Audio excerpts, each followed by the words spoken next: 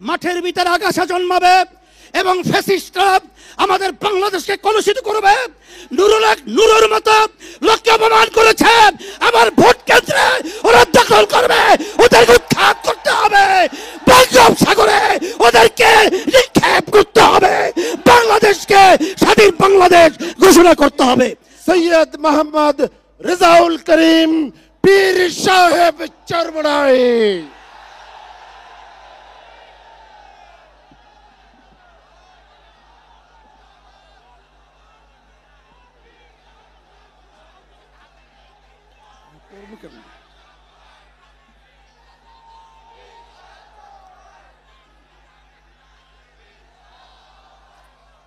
আসসালামু আলাইকুম ওয়া রাহমাতুল্লাহি ওয়া বারাকাতুহু।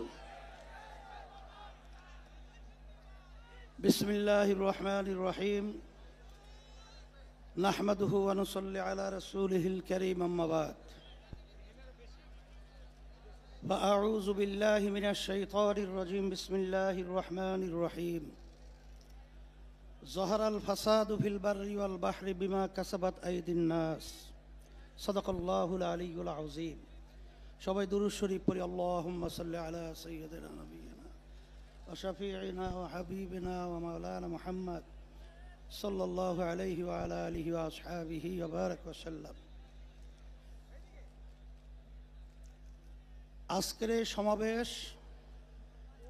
কি উদ্দেশ্যে, ইতিমধ্যে আমরা গুরুত্বপূর্ণ ব্যক্তিদের গুরুত্বপূর্ণ আলোচনার মাধ্যমে আমরা মেসেজ পেয়েছি।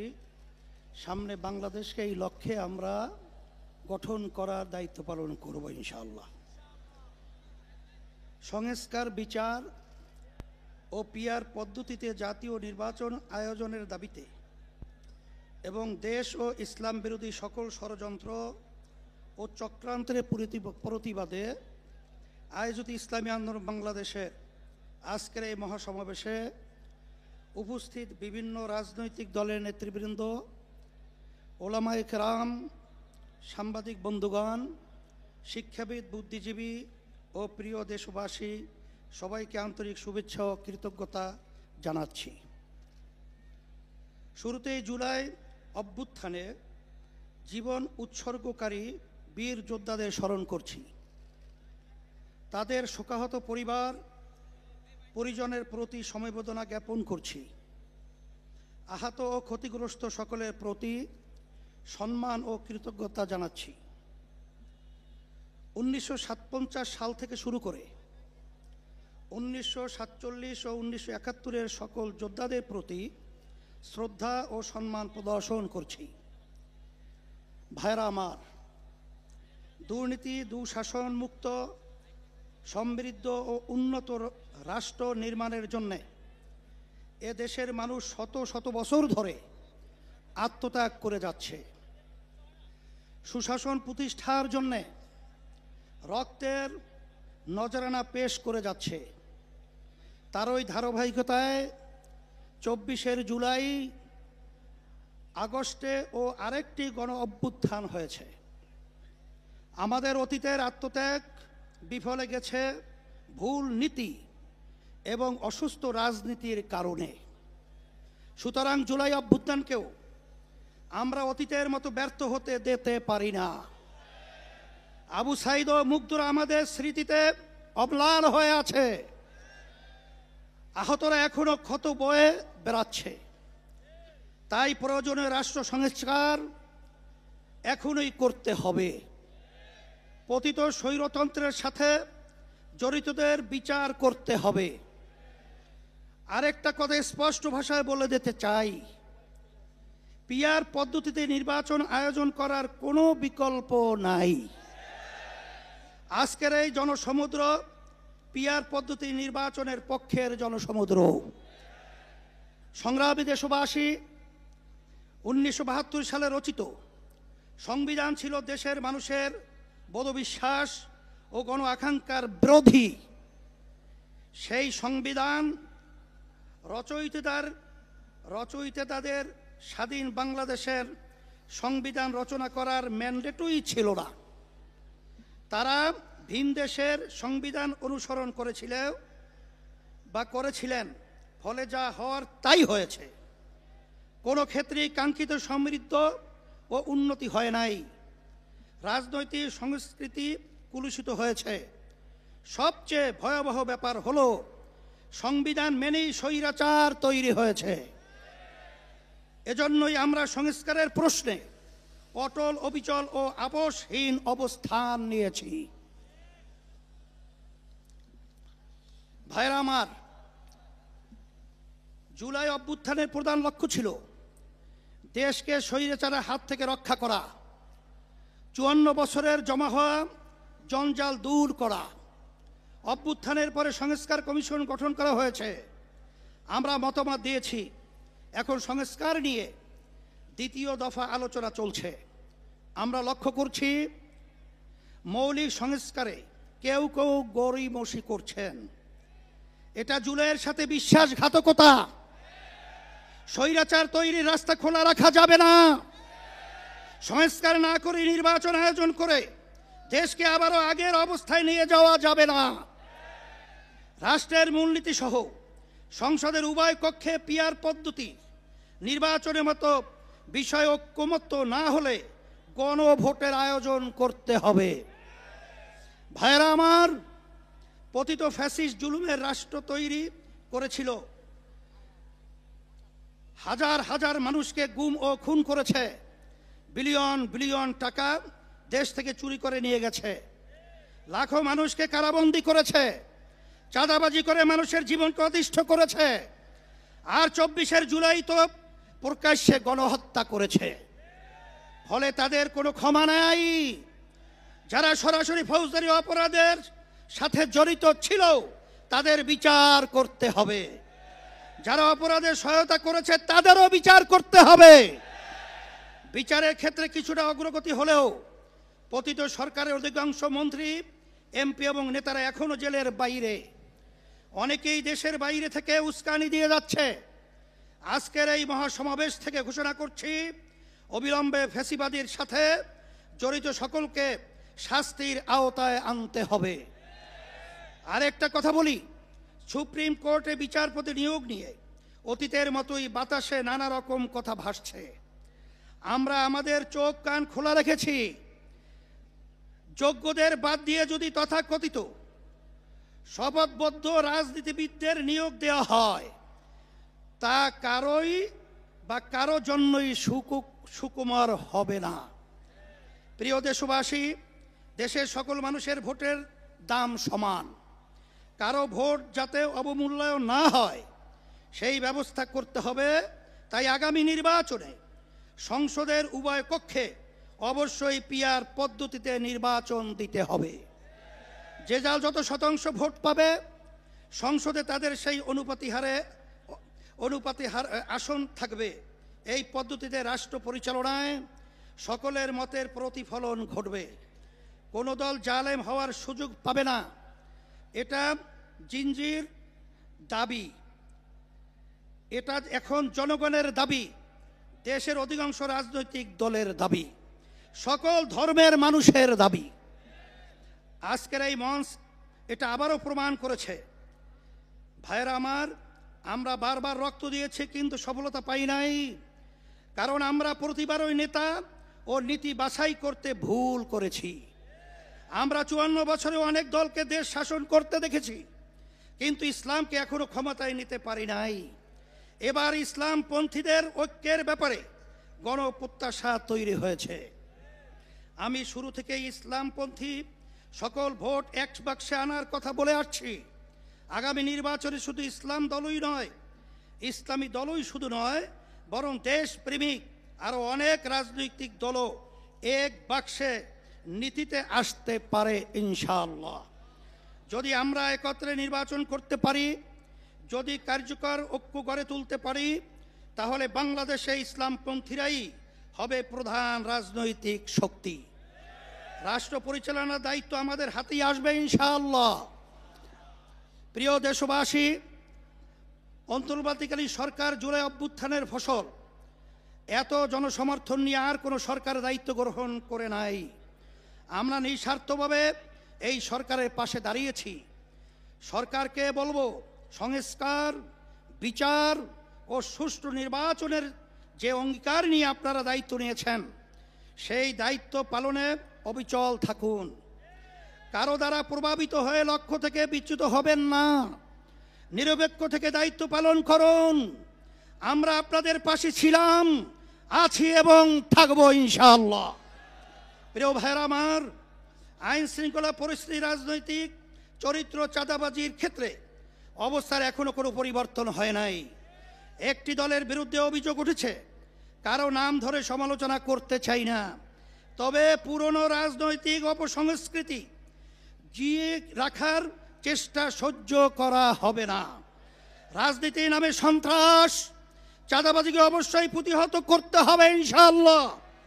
ভাইরা আমার, আমাদের প্রধান লক্ষ্য হবে মানুষের জীবনের নিরাপত্তা নিশ্চিত করা এবং গণমানুষের জীবন মান উন্নত করা, ভবিষ্যৎ প্রজন্মের জন্য নিরাপদ দেশ গড়ে তোলা, মানুষের বিশ্বাস ও চিন্তার স্বাধীনতা নিশ্চিত করা।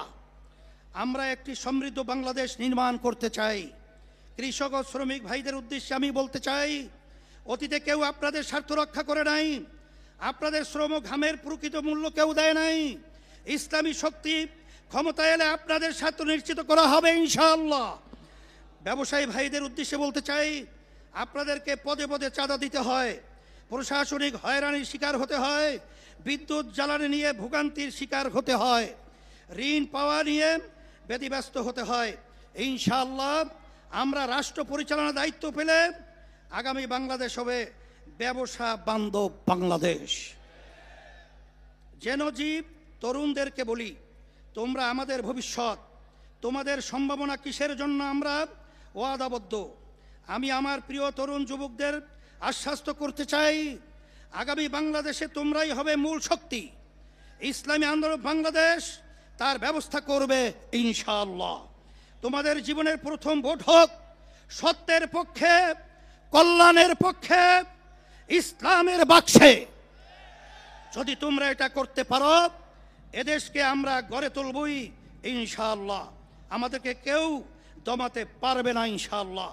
আমরা কথা দিচ্ছি, আমাদেরকে দায়িত্ব দিলে দুর্নীতি দুঃশাসন মুক্ত একটি সমৃদ্ধ বাংলাদেশ তোমাদের উপহার দেব ইনশাআল্লাহ। প্রবাসী ভাইদের উদ্দেশ্যে আমি বলতে চাই, আপনারা এদেশের অর্থনীতির অন্যতম প্রধান শক্তি, আপনারা আমাদের প্রেরণা, আপনারা ভিআইপি। আপনাদের উপযুক্ত সম্মান এবং ন্যায্য চাওয়া পাওয়া নিশ্চিত করার জন্যে যা যা করার দরকার আমরা তাই করব ইনশাআল্লাহ। সম্মানিত ওলামায়ে কেরাম, আপনারা দেশের শ্রেষ্ঠ সন্তান, অথচ অনেক ক্ষেত্রেই আপনারা অবহেলিত এবং রাষ্ট্রের সুবিধা থেকে বঞ্চিত। আগামী নির্বাচনে আমরা দেশ পরিচালনার দায়িত্ব পেলে ওলামায়ে কেরামদের প্রাপ্য সম্মান ও মর্যাদা নিশ্চিত করব ইনশাআল্লাহ। প্রিয় দেশবাসী, ইসলামী আন্দোলন বাংলাদেশ প্রতিবেশী রাষ্ট্রের সাথে শান্তি ও সৌহার্দ্যপূর্ণ সম্পর্ক চায়, সহযোগিতামূলক সম্পর্ক চায়, নিরাপদ সম্পর্ক চায়, তবে কোনো আগ্রাসী মনোভাব, অবৈধ হস্তক্ষেপ বা চোখ রাঙ্গানি প্রত্যাশা করে না। বাংলাদেশের হিন্দু, বৌদ্ধ, খ্রিস্টান, উপজাতি, ক্ষুদ্র নৃগোষ্ঠী এবং মুসলমান সকলে মিলেই আমরা বাংলাদেশী। এই দেশ আমাদের সকলের, ধর্ম বর্ণ নির্বিশেষে সকলের জানমালের নিরাপত্তা নিশ্চিত করা এবং সবার জন্য সমান সুযোগ ও মর্যাদা প্রদান করা আমাদের রাজনৈতিক অঙ্গীকার।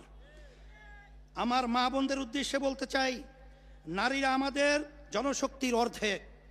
দেশ গঠনে নারীদের ভূমিকা খুবই গুরুত্বপূর্ণ। ইসলামী আন্দোলন বাংলাদেশ নারীর স্বাধীনতা, সম্মান ও অধিকার নিশ্চিত করতে চায়। আমরা নারীর প্রতি কোনো প্রকার সহিংসতা বরদাস্ত করব না, নারীকে পণ্য বানাতে দিব না। নারীর প্রকৃত মর্যাদা সমুন্নত করাই আমাদের পবিত্র দায়িত্ব। ভাইরা আমার, এ মহাসমাবেশ থেকে আমরা ফিলিস্তিনি জনতার প্রতি সমর্থন ঘোষণা করছি। প্রথম কিবলা বাইতুল মুকাদ্দাসের মুক্তিসহ স্বাধীন ফিলিস্তিন রাষ্ট্র প্রতিষ্ঠার জন্য সব মুসলিম দেশের রাষ্ট্রপ্রধানদের কার্যকর উদ্যোগ নেওয়ার জোর দাবি জানাচ্ছি। সংগ্রামী ভাইরা আমার, আমরা রাষ্ট্রে সুশাসন চাই, জবাবদিহিতা নিশ্চিত করতে চাই, যেখানে রাষ্ট্রপ্রধান ও জনতার কাছে জবাবদিহি করতে বাধ্য থাকবে। আমরা ন্যায়ের শাসন প্রতিষ্ঠা করতে চাই, আমরা দুর্নীতিমুক্ত বাংলাদেশ প্রতিষ্ঠা করতে চাই, আমরা দক্ষ সৎ জনপ্রশাসন গড়ে তুলতে চাই। প্রতিষ্ঠার পর থেকে আজ পর্যন্ত ইসলামী আন্দোলন বাংলাদেশ কখনো অন্যায়ের সঙ্গে আপোষ করে নাই, শর্টকাট পথে ক্ষমতায় যেতে চায় নাই, নীতি বিসর্জন দেয় নাই। সব কিছুর ঊর্ধ্বে আমরা ইসলাম, দেশ ও জনগণের স্বার্থকে প্রাধান্য দিয়েছি। আগামীতেও আমরা জনপ্রত্যাশাকে পূরণ করতে চাই। প্রিয় নেতাকর্মী বৃন্দকে বিশেষ করে আমরা বলবো, আপনারা অনেক ঘাম ঝরিয়েছেন, অনেক সময় দিয়েছেন, অনেক রক্ত দিয়েছেন, জীবন দিয়েছেন। আপনাদের কোরবানির বদৌলতে ইসলামী আন্দোলন বাংলাদেশ আজ গণমানুষের শক্তিশালী রাজনৈতিক দলে পরিণত হয়েছে। এখন সময় ফসল ঘরে তোলার।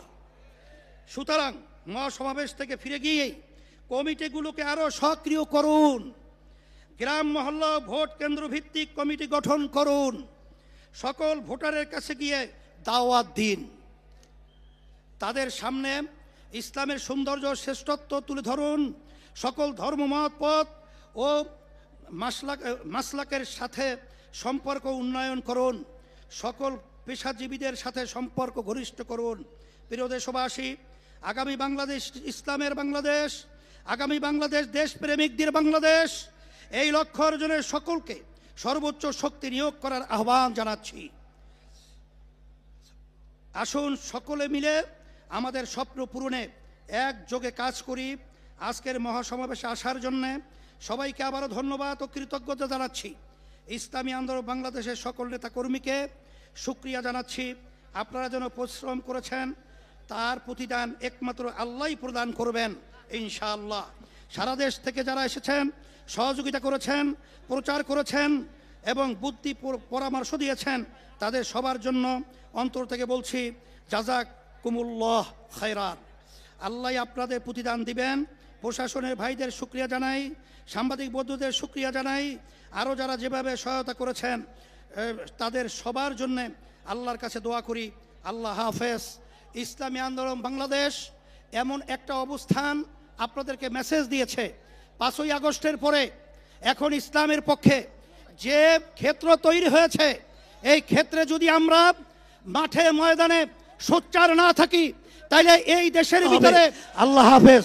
সকলকে উদাত্ত আহ্বান জানিয়ে আমরা আলোচনা শেষ করছি। আলহামদুলিল্লাহ। আল্লাহ সকলকে ভালো রাখুক, কবুল করুক। বিশেষ করে যারা যশোর থেকে বিভিন্ন জায়গা থেকে আসার পথে যারা শাহাদাত বরণ করেছেন, আল্লাহ তাদের শাহাদাতের দরজা আল্লাহ তাদেরকে দান করুক, এবং যারা আহত হয়েছেন আল্লাহ তাদেরকে সুস্থ করুক। সবাইকে ধন্যবাদ এবং আল্লাহ কবুল করুক। আমরা সবাই একত্রিত হয়ে ইসলাম, দেশ, মানবতার কল্যাণের জন্য কাজ করতে পারি। আল্লাহ সবাইকে ভালো রাখুক, আল্লাহ তৌফিক দেউক, আর রাষ্ট্রীয় পর্যায়ে ইসলাম ক্ষমতায় যাক, এই আশাবাদ ব্যক্ত করে শেষ করছি। আসসালামু আলাইকুম ওয়া রাহমাতুল্লাহি ওয়া বারাকাতুহু।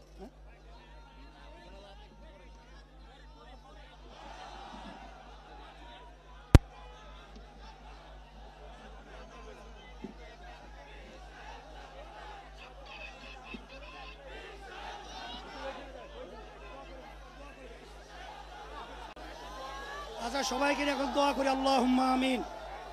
রব্বানা আতিনা ফিদ দুনিয়া হাসানাতাও ওয়া ফিল আখিরাতি হাসানা ওয়া কিনা আযাবান নার।